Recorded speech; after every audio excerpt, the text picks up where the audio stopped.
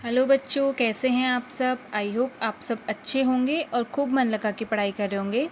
So students, आज जो हम टॉपिक पढ़ने जा रहे हैं वो है types of cell movement during gastrulation. Gastrulation के टाइम पे जो सेल का मूवमेंट होता है वो कितने टाइप से होता है, ठीक है, वो हम आज देखेंगे।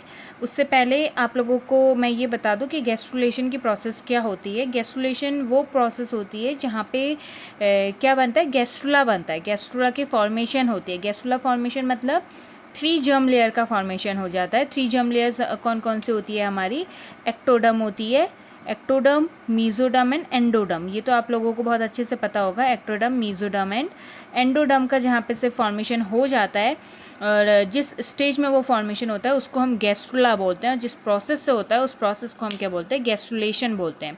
सो आज हम पढ़ने जा रहे हैं कि गैस्ट्रुलेशन के टाइप पे जो सेल का मूवमेंट होता है, जो 3 जर्म लेयर जब बनती हैं तो उसमें सेल्स का जो मूवमेंट होता है वो किस किस तरीके से होता है, ठीक है। बेसिकली 5 टाइप के सेल मूवमेंट होता है गैस्ट्रुलेशन के टाइम पे। उनमें से सबसे पहला है इन्वेजिनेशन। Okay, first one is invagination, second one is involution, third one okay third one is ingression, fourth one is delamination, fifth one is epiboly. Alright, तो हम इन सारी प्रोसेसेस को, ये जो 5 की 5 जो सेल टाइप हैं, 5 basic type of cell movement हैं, इन सब को हम सेपरेटली पढ़ेंगे। इन्वेजिनेशन में क्या होता है, इन्वोल्यूशन में क्या होता है, ठीक है। तो सबसे पहले हम देखते हैं इन्वेजिनेशन में क्या होता है। जो फर्स्ट प्रोसेस हम देखते हैं इन्वेजिनेशन की, तो इन्वेजिनेशन में हमें ये देखने को मिलता है, invagination means infolding of sheet epithelium of cells. यहाँ पे क्या होता है, जो एपिथेलियल सेल्स होती हैं उसकी क्या हो जाती है, इनफोल्डिंग हो जाती है, ठीक है। जस्ट लाइक अगर मैं एग्जांपल दूँ तो जैसे बलून होता है, ठीक है, जो रबर का बलून होता है, जो गुब्बारा होता है, उसमें अगर उंगली डालते हैं अपनी तो वो क्या होता है, बलून अंदर को दबता है, ठीक है। जब वो अंदर को दबता है तो वो ही क्या है, इन्वेजिनेशन है, ठीक है। यानी कि जो सेल्स हैं, आउटर एपिथेलियल सेल्स हैं, वो कहाँ की तरफ को बढ़ रही हैं, अंदर की तरफ को, ठीक है। जैसे हम बलून में जो जब हम उंगली डालते हैं, उसको दबाते हैं, तो वहाँ पे क्या होता है, हमें देखने को मिलता है गड्ढा टाइप का भी देखने को मिलता है, ल्यूमेन कैविटी टाइप की होती है। तो हमेशा ये याद रखना कि जो इन्वेजिनेशन की जो प्रोसेस होती है वहाँ पे क्या होता है, ल्यूमेन का फॉर्मेशन होता है, ठीक है। इन्वेजिनेशन की प्रोसेस में ऑलवेज ल्यूमेन का क्या होता है, फॉर्मेशन टेक प्लेस करता है।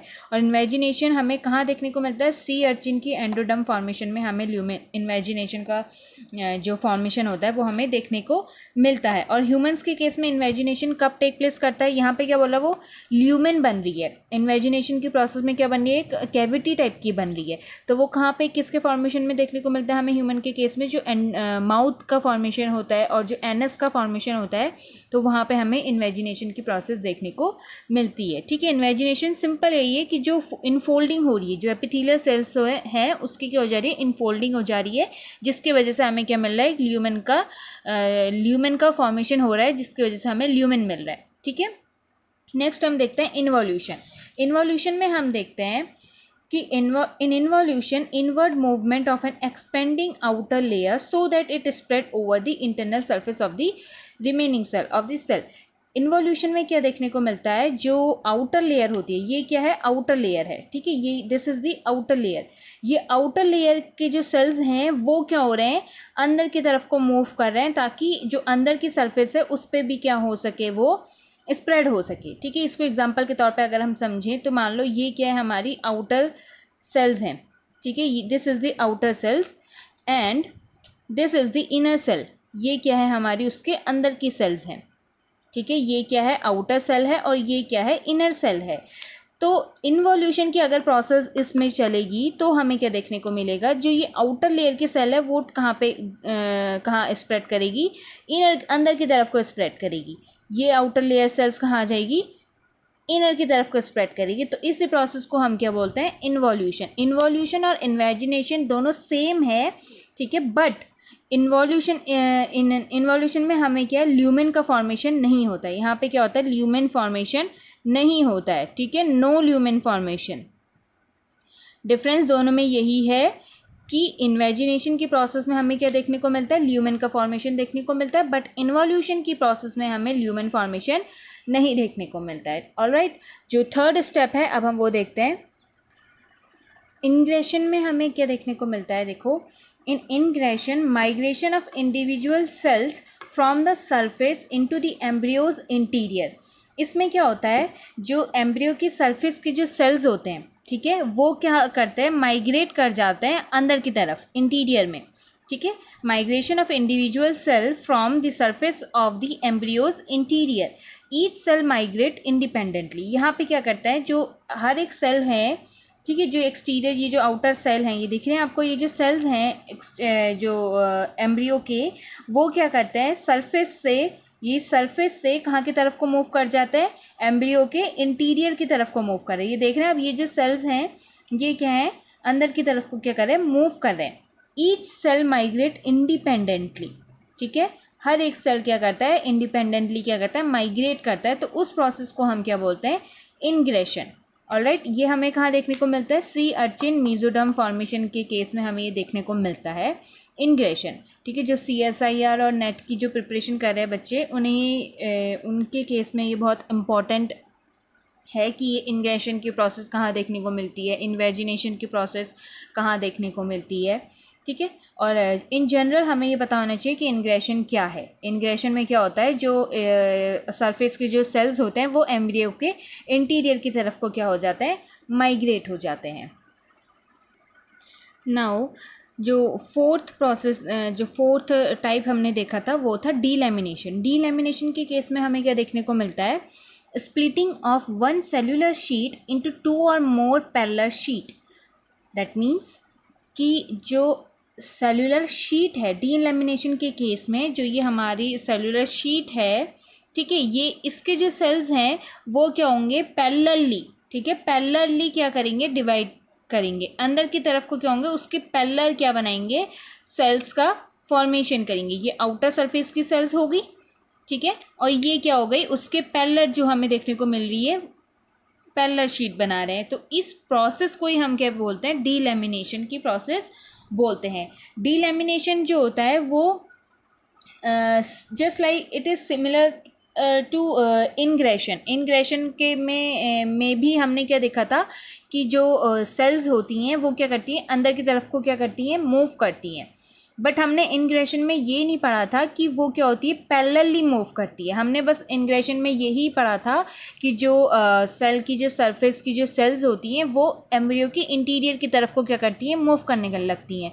बट इन केस ऑफ डीलैमिनेशन जो सेल मूव करेंगी वो क्या बनाएंगी, पैरेलल शीट बनाएंगी, यानी कि पैरेलली वो मूव करेंगी, ठीक है। ये टर्म बहुत इंपॉर्टेंट है। डिफरेंस दोनों में इतना ही है कि यहाँ पे क्या करेंगी, जो सेल्स होंगी वो पैरेलली मूव करेंगी, but in case of ingression वहाँ पे पैरेलली मूवमेंट ऐसा कुछ नहीं है, सेल्स क्या करेंगी, सीधे इनवर्ट की तरफ को मूव करेंगी, कोई सिमेट्री वहाँ पे हमें देखने को नहीं मिलेगी। बट इन केस ऑफ डीलैमिनेशन जो सेल्स होती हैं वो क्या करेंगी, पैरेलली क्या करेंगी, मूव करेंगी, ओके। और ये जो हमें कहाँ देखने को मिलता है, इसका एग्जाम्पल है डीलैमिनेशन का, hypoblast formation of birds and mammals के केस में हमें ये देखने को मिलता है। अब जो फिफ्थ प्रोसेस है वो है हमारा epiboly. Fifth process is epiboly. Epiboly में हमें देखने को मिलता है, यहाँ पे क्या होता है, एक्टोडर्म का फॉर्मेशन होता है। जहाँ पर भी इपीबोली टर्म आएगा दैट मीन्स वहाँ पे क्या हो रहा है, एक्टोडर्म का क्या हो रहा है, फॉर्मेशन हो रहा है, ठीक है। एक्टोडर्म का क्या होगा, फॉर्मेशन होगा। कोई भी सेल है, कोई भी स्ट्रक्चर है, वहाँ से क्या बन रहा है, हमें एक्टोडर्म बन रहा है, तो उसको हम बोलेंगे इपीबोली, ठीक है। इपीबोली में हमें देखने को मिलता है कन्वर्जेंट एक्सटेंशन भी देखने को मिलता है। दैट मीन्स मान लो ये सेल्स हैं, ये 3 लेयर की सेल्स बनी थी, ठीक है, 3 लेयर थी इसमें, अब ये क्या हो जाएंगी, कन्वर्ट हो जाएंगी, ठीक है। कन्वर्जेंट इवोल्यूशन हमने पढ़ा है कि क्या होता है, कन्वर्ज हो जाते हैं एनिमल्स और सेल्स जो होती हैं, जो प्लांट्स होते हैं, एनिमल्स होते हैं, कन्वर्ज हो जाते हैं, यानी कि 2 से 1 में कन्वर्ट हो जाते हैं, ठीक है, सिमिलर स्ट्रक्चर डेवलप करते हैं। तो यहाँ पे भी हमें क्या देखने को मिलेगा, कन्वर्जेंट एक्सटेंशन, यानी कि जो एक्टोडर्म है वो एक्सटेंड कर रही है, और कन्वर्जेंटली यानी कि यहाँ पे 3 लेयर थी, 1 लेयर 2 लेयर 3 लेयर थी, अब ये क्या बन गई है, सिंगल लेयर बन गई है, ठीक है। यहाँ पे 2 लेयर बन जाएंगी पहले, फिर उसके बाद और कन्वर्ट हुई और कन्वर्जेंट की प्रोसेस हुई, तो वहाँ पे क्या बन गई, सिंगल लेयर बन गई, ठीक है। तो इसको हम बोलते हैं एक्टोडर्म फॉर्मेशन, इपीबोली का मतलब भी क्या हो गया, एक्टोडर्म का फॉर्मेशन हो गया। एक्टोडर्म फॉर्मेशन में ये क्या करेंगी, कोई भी एनिमल है, एग है, कोई भी सेल है, उसकी क्या करेगी, एक्टोडर्म का फॉर्मेशन करेगी। यहाँ से ये बहुत से सेल्स थे, ठीक है, 1 2 3 लेयर ऑफ सेल्स थी, तो धीरे धीरे जाके ये क्या करेगी, कन्वर्ट करेगी और अल्टीमेटली ये क्या करेगी, एक सिंगल लेयर एक्टोडर्म का क्या करेगी, फॉर्मेशन करेगी। तो उसको हम क्या बोलते हैं, इपीबोली बोलते हैं। ऑलराइट, इपीबोली में हमें यही देखने को मिलता है कि क्या होता है, एक्टोडर्म का फॉर्मेशन होता है। ठीक है, बस हमने ये 5 प्रोसेसेस पढ़ ली। सबसे पहले हमने देखा इन्वेजिनेशन, देन हमने देखा इन्वोल्यूशन, देन हमने देखा इंग्रेशन, देन डीलैमिनेशन एंड इपीबोली। इन्वेजिनेशन में हमने देखा कि जो सेल्स थी वो क्या कर रही थी, अंदर की तरफ को मूव कर रही थी और एज वेल एज क्या कर रहा था, ल्यूमन का फॉर्मेशन कर रही थी। ठीक है, वो हमें किसके केस में देखने को मिलता है, सी अर्चिन के मीजोडर्म एंडोडर्म फॉर्मेशन में हमें देखने को मिलता है। नेक्स्ट हमने देखा इन्वोल्यूशन। इन्वोल्यूशन के केस में क्या हो रहा था, सेल का इनवर्ड मूवमेंट हो रहा था बट वहाँ पे ल्यूमन का फॉर्मेशन नहीं हो रहा था। ऑलराइट, जो थर्ड हमने देखा था वो था इंग्रेशन। इंग्रेशन के केस में हमने क्या देखा था, जो सेल की जो सरफेस सेल्स थी, ठीक है, सरफेस में जो सेल्स थी वो क्या कर रही थी, एम्ब्रियो के इंटीरियर की तरफ को क्या कर रही थी, मूव कर रही थी। कोई सिमेट्री नहीं थी उसमें, वो क्या कर रही थी, सिर्फ अंदर की तरफ को क्या कर रही थी, बस मूव कर रही थी। डीलैमिनेशन में क्या हमें देखने को मिला, जो सेल्स थी सरफेस की सेल वो क्या हो जाती, स्प्लिट हो जा रही थी, किसमें, पैरेलल शीट में, यानी कि वो पैरेलली स्प्लिट हो रही थी। डीलैमिनेशन में डिफरेंस यही है डीलैमिनेशन एंड इंग्रेशन में, कि डीलैमिनेशन के केस में क्या होती है, जो सेल्स होती हैं वो पैरेलली क्या करती हैं, स्प्लिट करती हैं। ठीक है, ये पैरेलली क्या करती है, स्प्लिट करती हैं, but in case of ingression वहाँ पे क्या होता है, एम्ब्रियो के इंटीरियर में जो होती हैं सेल्स वो डायरेक्टली क्या करती है, मूव करती है। देन हमने देखा था इपीबोली। इपीबोली में क्या होता है, हमें क्या देखने को मिलता है, एक्टोडर्म का फॉर्मेशन देखने को मिलता है। कहीं भी एग्जांपल आएगा, ectoderm formation of amphibia, ectoderm formation of mammals, तो हमें क्या देखने, हमें क्या पता चल जाएगा वो कौन सी प्रोसेस का रिजल्ट है, इपीबोली का रिजल्ट है। इपीबोली में एक्टोडर्म फॉर्मेशन होता है और जैसे हम कन्वर्जेंट एक्सटेंशन देखते हैं तो उसमें क्या होता है, 1 और 2 और 3 कितनी भी लेयर्स होती है वो किस में कन्वर्ट हो जाती है, एट लास्ट एक्टोडर्म फॉर्मेशन में कन्वर्ट हो जाती है, यानी कि सिंगल लेयर एक्टोडर्म में कन्वर्ट हो जाती है। यानी कि मतलब क्या हो गया, सिंगल लेयर का फॉर्मेशन करती है, single layer formation that is ectoderm का फॉर्मेशन करती हैं। ठीक है, एक्टोडर्म का फॉर्मेशन करती हैं। और सो इतना ही है आज के उसमें।